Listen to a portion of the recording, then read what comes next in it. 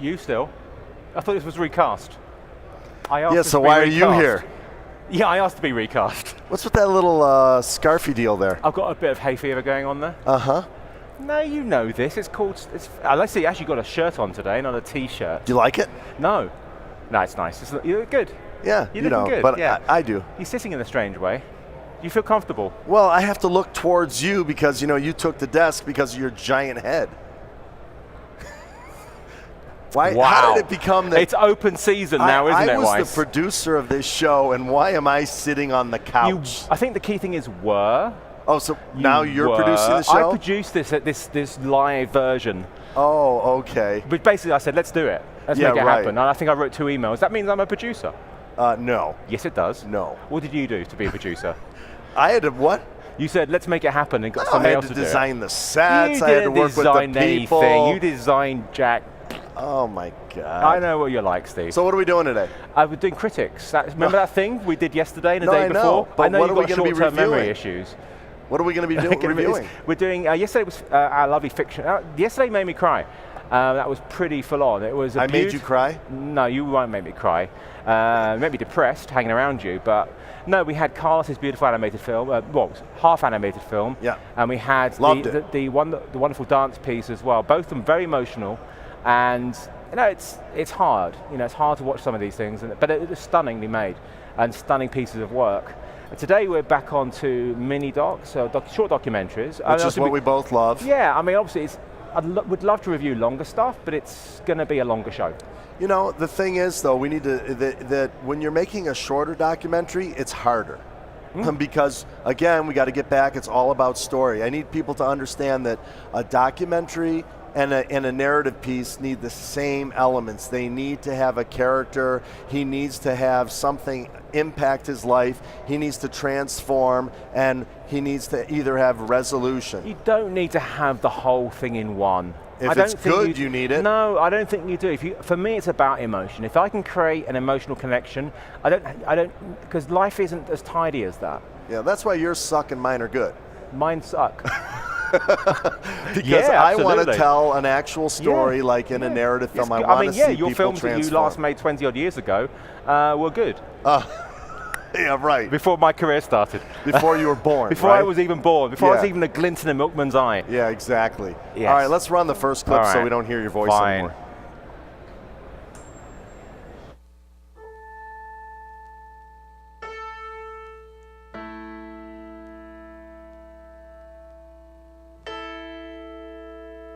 Some people, when they answer the door, they look me up and down, and they ask me, why are you not blind? Why can you see?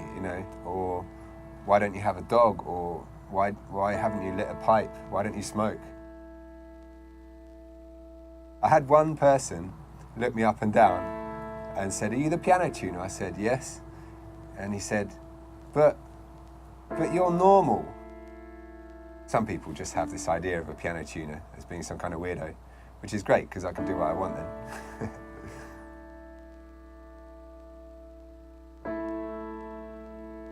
If you get a piano tuning mathematically correct, it won't actually sound that good. The human ear and the human brain perceive sound, differently from a computer. You can stretch octaves out and you can make it sound more pleasant to hear. And sometimes there's compromises to be made, and you've just got to listen to it and subjectively say, that sounds nice. I would say it's more of a technical process, yeah, but to outsiders it's an art.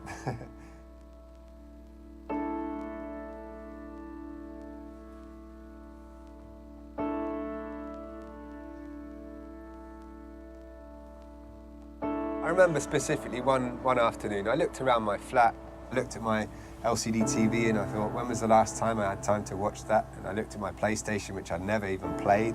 I still had this mountain of student debt and bank loan debt, which I was only scratching the surface of. And in the end, I just thought, actually, the only thing I really value in this flat is the hot shower. Everything else I can do without. And I'd love to travel more. I'd love to be free to just do what I want and not be chained to one place because I need to have a lot of work to enable me to pay for all this stuff, which I can't use anyway. I just didn't see a future in it.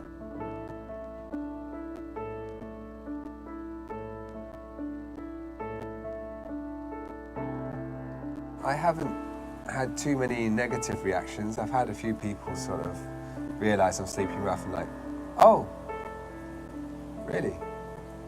Most people are very curious and interested. I get a barrage of questions, and how do you wash? How do you shower? You know, do you feel safe? You know, I don't want to be an environmental nut and say, yeah, everybody should sleep outside like me. I feel like, you know, in one and a half years, I've just paid off all my debts and made some savings just from not having expenses. Student debts that I'd carried for 7 years, you know, and thought I'd never get to the bottom of. In 1 year, it was all gone. And now I feel like a free man. So it's just ultimate freedom to just have all the time to do what I want, really. You don't need anything to be happy. You know, now I've got nothing. I've just got that bag. I got a couple of boxes of stuff stashed at my parents' house, but I don't care about it. And when I get round to it, I'm going to give most of it away or throw it away.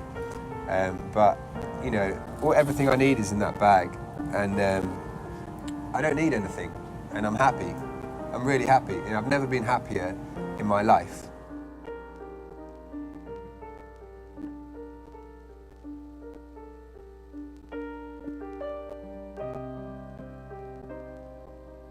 There's always a new street, always a new park, always a new view of the Thames. You know, the lights change, the weather changes, and there's always new people to meet. It's just amazing.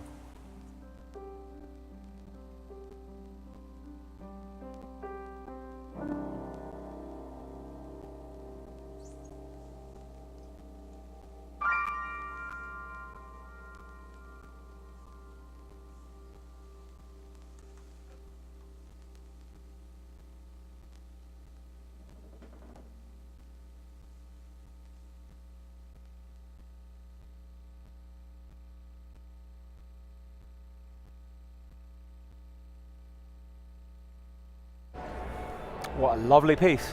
What a lovely film. Did you like it? Start talking, let me hear what you think. Okay, I loved it. Now, one of my issues with looking at stuff is how much people write on their descriptions of videos on Vimeo. And it's a double-edged sword. I want information, but I want to read it afterwards. I don't want to have any preconceptions going into it.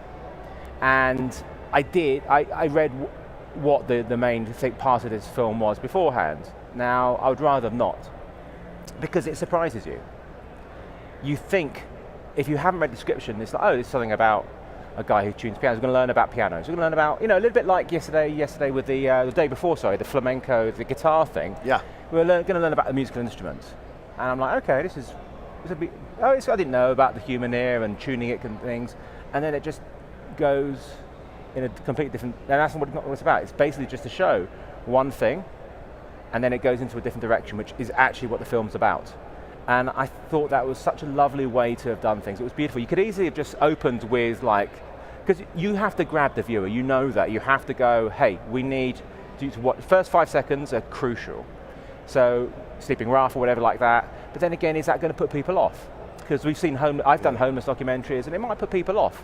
So in a way, it's actually really nice that it starts off in this nice, visually nice way, and interesting, and then it introduces the homeless element, but not homeless in the way that you and I would perhaps perceive homeless, as in...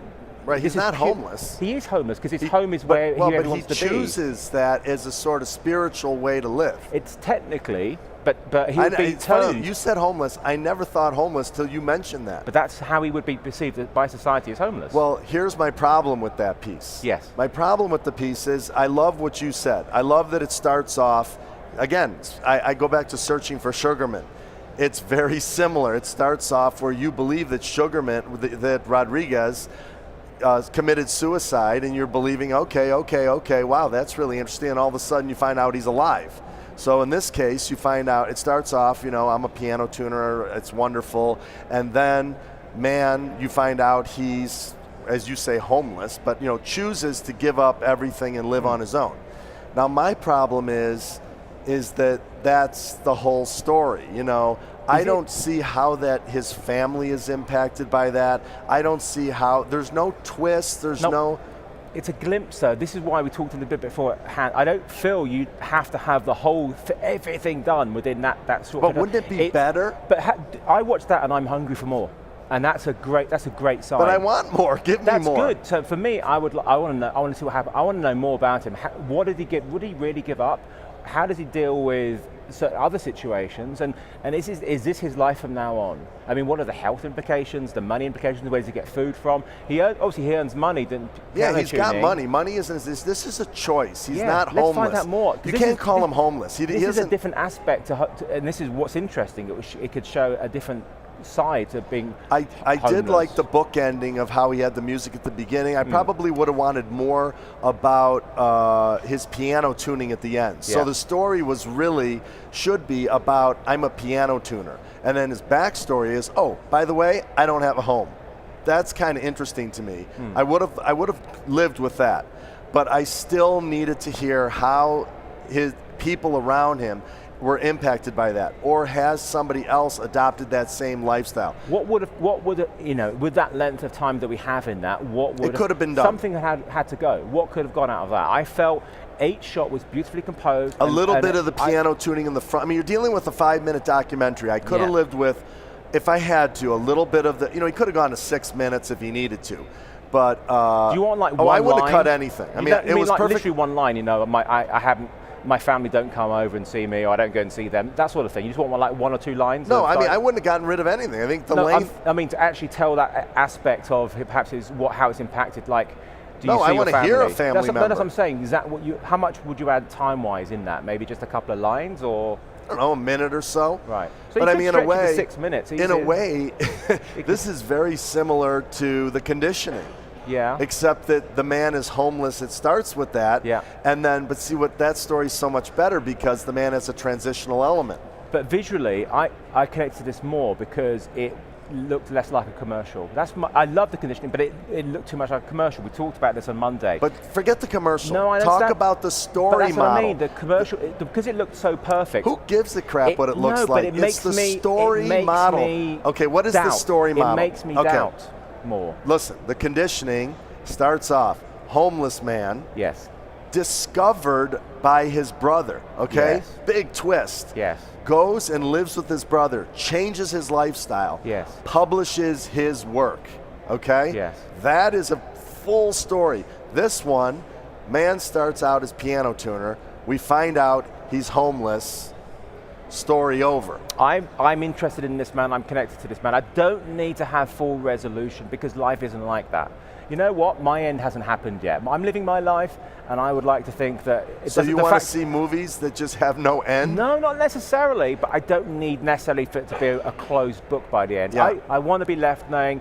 I want to know more about this. Well, and that's you. I can disagree. You just like to have a nice. A happy ending. A movie is about extraordinary time in people's lives, generally. Not ordinary. Extraordinary, not ordinary. Okay, just next clip. Admit it, you do like to have. Yeah. Anyway, I like a complete story. You like it all in one, but that makes it, for me, that's just too neat. Life isn't neat. Well, my life's neat. Next clip. Let's.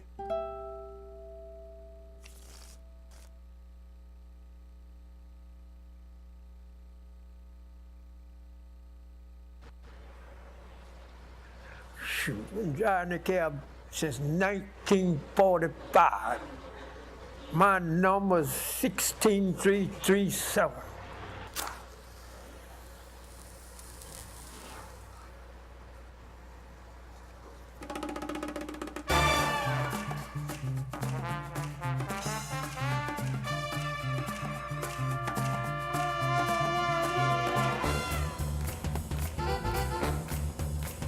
I was born in 1919, August the 1st, Lakeland, Florida. I got tired of being called nigger, and I got tired of using the words cracker. It's good I came to New York City.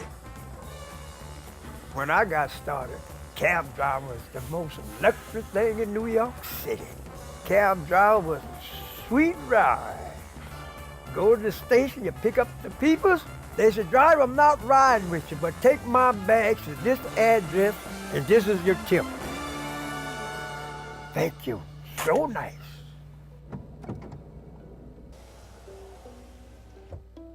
That garage where I'm at, everybody in there, from everywhere.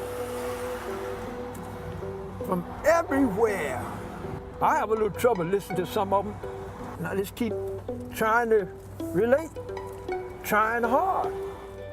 They may not understand each other right offhand, but they get along. It's just like automobiles are changing. Every car out there come from another country.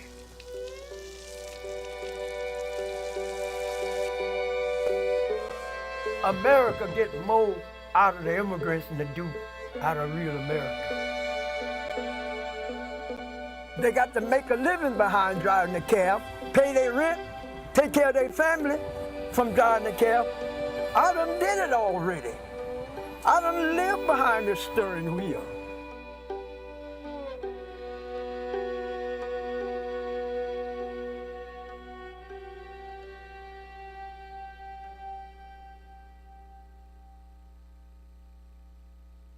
My real name is Johnny Foot, but they call me Spider.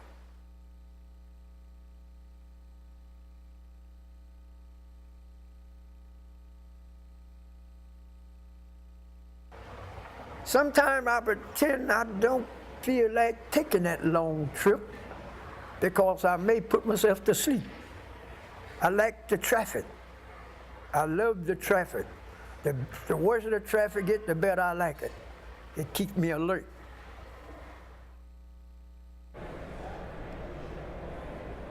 Stephen? I'm going first. Please go first. What a shame. What a shame, man. I would have loved to have told that man's story. The log line for that piece is, man drives a cab since 1919. Yep. That's it. Yep.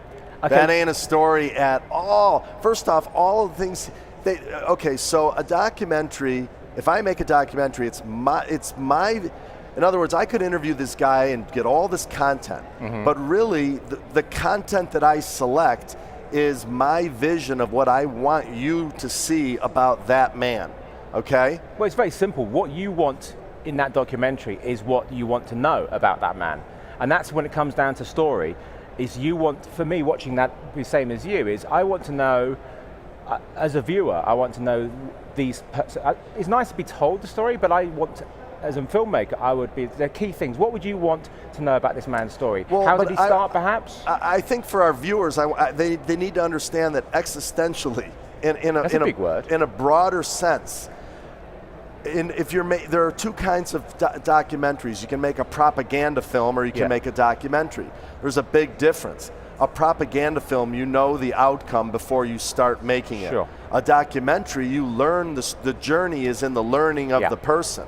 But now you have the second component, which is, if I were to show all the clips that made him out to be a bad guy, I could tell that story. Of course. Or I could show all the clips to make him a good guy. So, as a documentarian,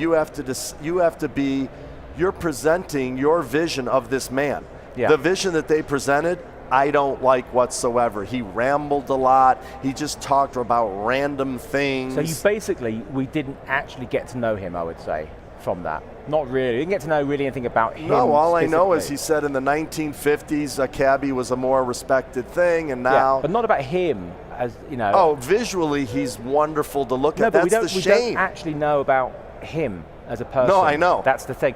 And you're right, he looks fantastic, and there was a lot of portrait shots in there. I loved the old photographs. Yeah, added great. a lot to it. I love the music when they went to the 50s thing. And the portraits are nice, but then it was too many, and I craved to see him again.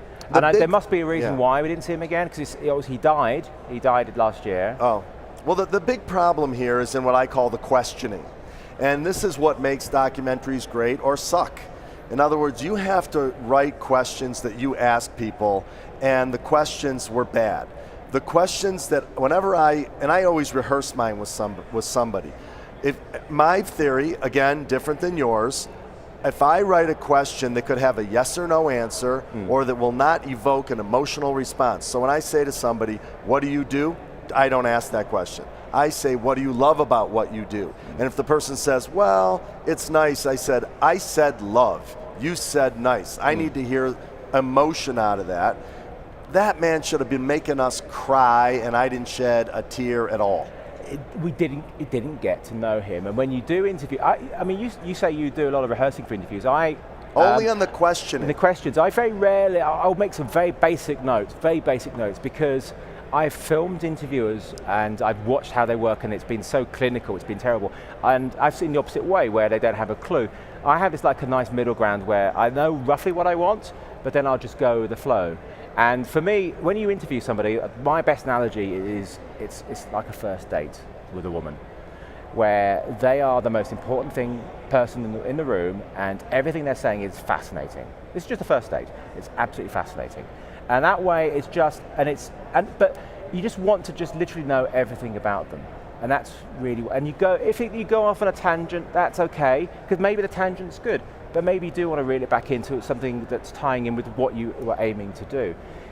This guy has an amazing story to be told beyond this. It wasn't told. It wasn't told. It looked beautiful. It wasn't told. I know, told. and I would have liked to have seen so many more shots of him. There could be a reason, because I say, maybe they planned something more, and maybe he died before they had a chance to finish. I don't know. No, but I mean, history. I wanted to see visually the texture in his hands. Yeah. Right at the beginning, there were some wonderful shots. I mean, you're thinking... Like seeing him bike. I know he wasn't driving anymore. When did he stop driving? I don't know. Yeah, no, but I mean, the first 10 seconds you go, oh shit, this is going to be good, man. Yeah. This guy's smoking a cigarette. He's got one tooth. I expected to see him driving and picking up somebody.